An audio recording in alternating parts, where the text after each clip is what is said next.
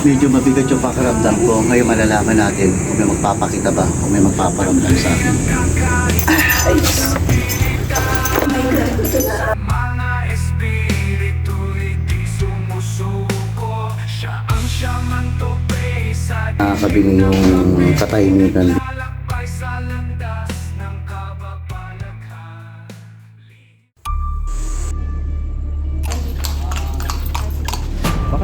Ito yung first line defense natin dati.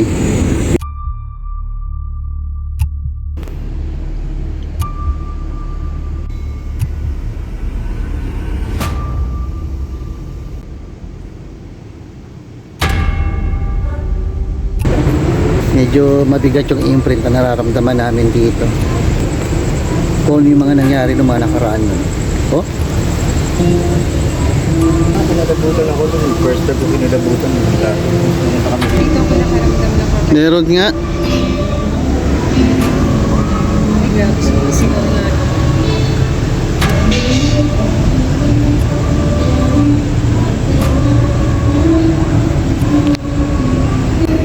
Yung ginagawa namin pag-iikot dito sa Port Santiago, medyo may part ng konting investigation pero hindi siya yung 100% katulad ng ginagawa namin sa pag-ghost hunting. Ine-enjoy lang namin yung buong lugar pero nandito pa rin yung masasabi ko na nananatili pa rin yung imprint dito sa lugar na to, kung ano yung nangyari nung nakaraan tsaka kung ano yung panahon dati. Pero napaka peaceful naman ng lugar, pero syempre yung bigat andito pa rin.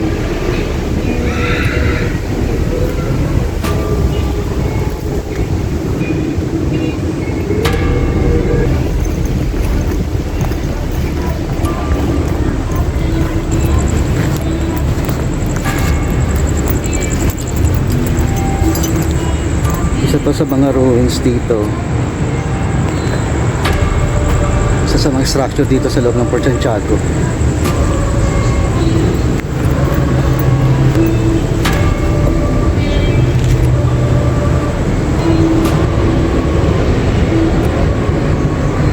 Parang may sumusunod sa akin.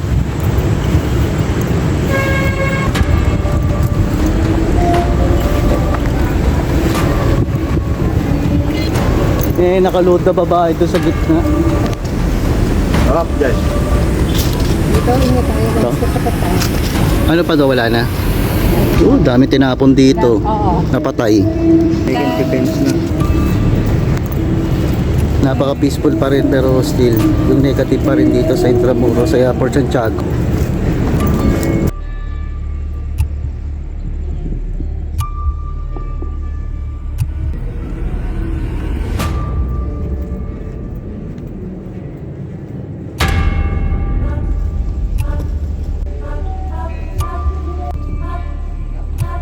Pa rin yung Port Santiago. Sabag kayo.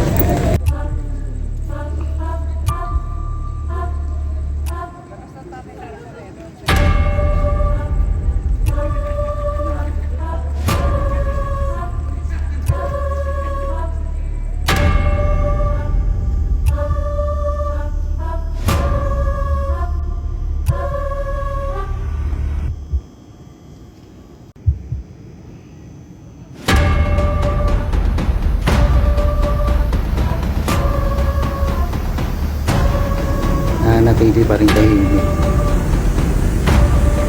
May mga imprint ako nararamdaman.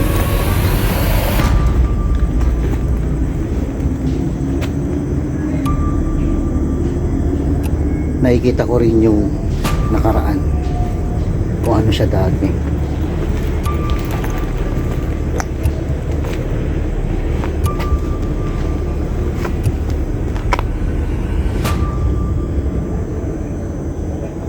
Kung mapapansin nyo, yung mga pader niya butas-butas, gawa nung mga bala na tumama sa kanya noong panahon ng gera.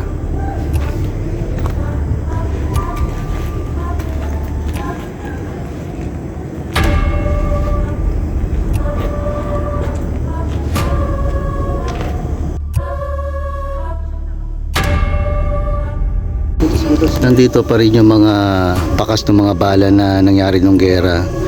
Kita pa rin dito sa pader na to.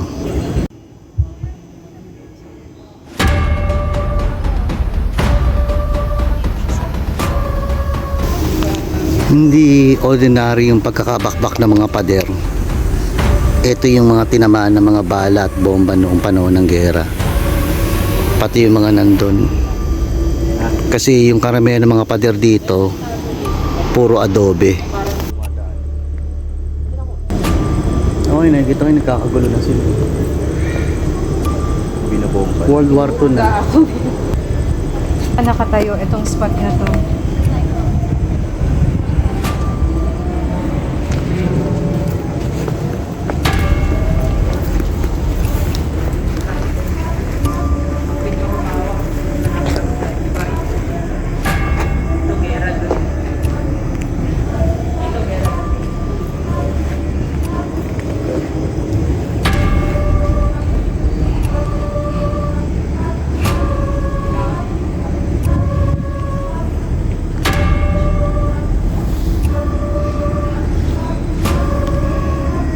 Itong area. So, ang ginawa nila, yung mga pumupunta dito nagkakasakit, namamatay, for unknown reasons. Kaya, linens nila yung area na to.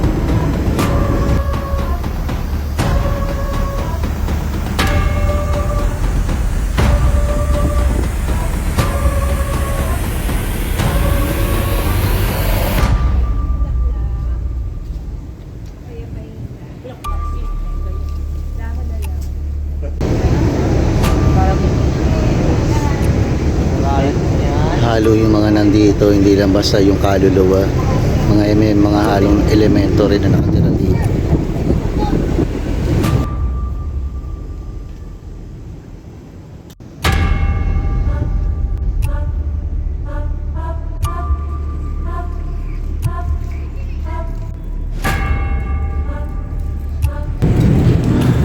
Medyo mabigat lang yung imprint na nararamdaman ko rito.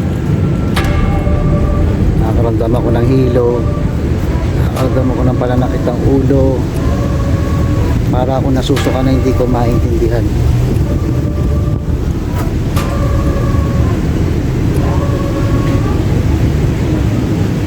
Kanina ko pa nararamdaman na parang may sumusunod sa akin.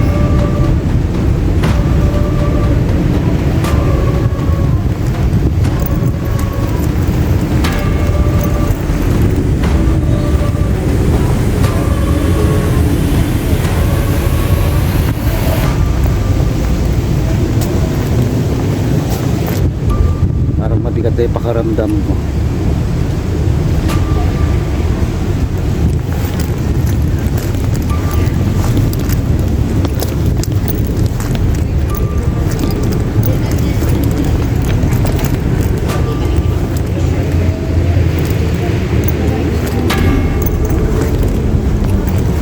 Humihingi ng hustisya. Ganun ang nangyari sa kanila. Kaya yung iba na tanggap na pero yung iba hindi. Mostly humihingi talaga ng saklolo.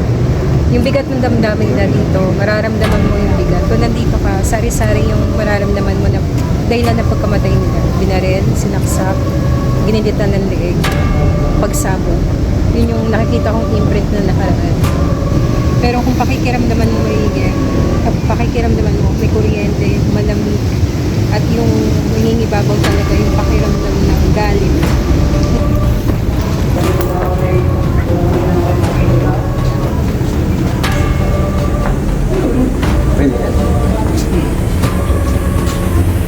Okay lang ito. May aircon dyan siguro, makakapagpahinga tayo. Hi, Kuya Gar! Ganda mo nakabalik ulit kami. Diyan na pa yung mga hapon. Oo. Yan si Kuya Gar. Nung last na kami pumunta dito siya, yung naka-duty. So, sobrang dami kasi na pumupunta. Hindi na niya mamukaalam. Ayun. Maganda pa rin talaga yung structure dito. Lagi ka dito ba? Puro adobe yung ginagawa. Kasi may kasama.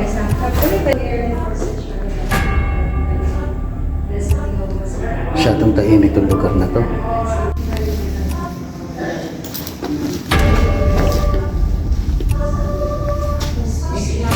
Pakyat sa taas, pero bawal. Bawal ako makyat to sa taas. Pababa na kami to sa dungeon. Ito na ang tunay na pagsubok na naman. Gapang. Gapang na tayo. Salamat po. Thank you. Bababa na tayo sa dungeon. Ito na. Ang paghahanda ko muna. Handa ko na sa Sayang di pwedeng akyatin yung taas, yung hagdan doon. Sayang. ito na naman tayo. Nakakamoy. Balansa. Kakaalaman na. Doon kayo naman. Hindi. May ibang amoy. Ito na ipapunta sa dungeon. Magkakaalaman na. Kung may magpapakita ba, kung may magpaparamdam sa amin. Yan kalit yung daanan dati para ipasok yung mga ikukulong.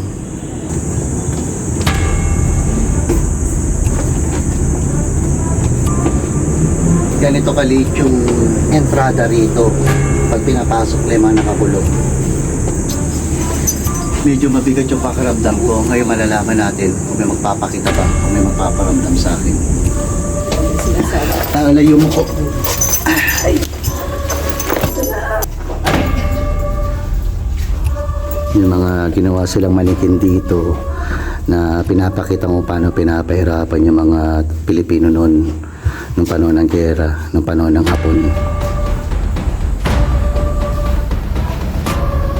Auto-focus yung camera ko dito sa kulungan na to. Nag-auto-focus yung camera ko dito. Ibig sabihin meron siyang nadetect.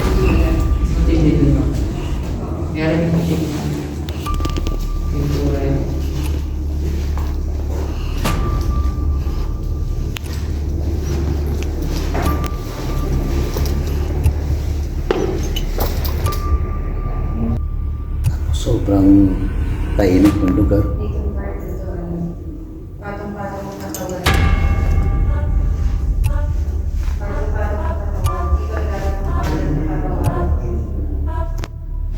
Ito ang itsura niya. Ganyan ang itsura niya dati. Ang daming patong-patong na katawan na nakalatag dito. Dito may sundalo. Dito may babae. Auto-focus yung camera ko. Ano yung malaking ulo dito? Gabang lang yun. Umuhuli na sila eh. Ito. Ang lilit ang mga daanan dito. Ito. Ang bigat dito. Ito. Ito. Mabigat yung pakaramdam dito.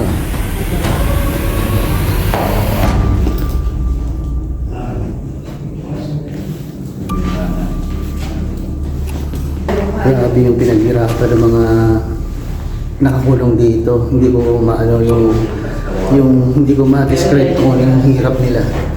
Halos nararamdaman namin o nararamdaman ko.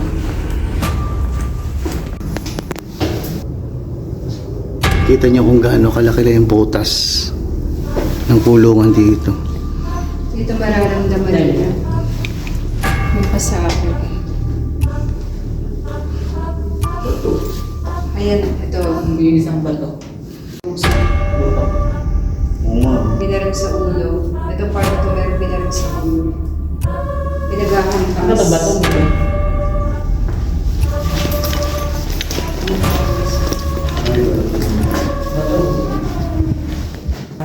Parang may sumusunod sa akin.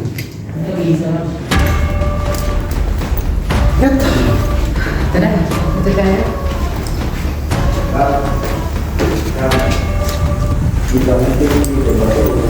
Tayo dito.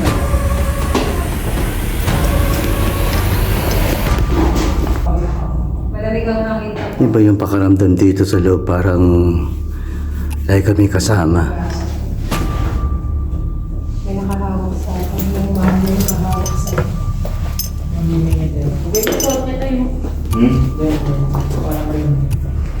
Ay, hapon yun. Sige, diretso. Iwan na lang ko ng mosby. Ang dami kong makahawak sa akin. Ito na. Kaya basahin na ito. Posible yan. Dito lang ako yung mga sa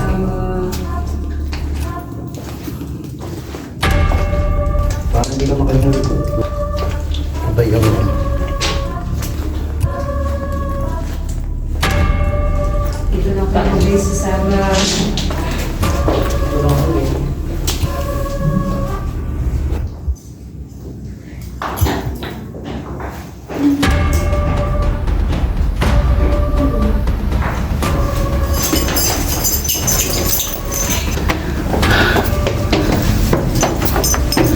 Hindi ko sila tumakaril. Kanina ko pa nararamdaman na parang may sumusunod sa akin.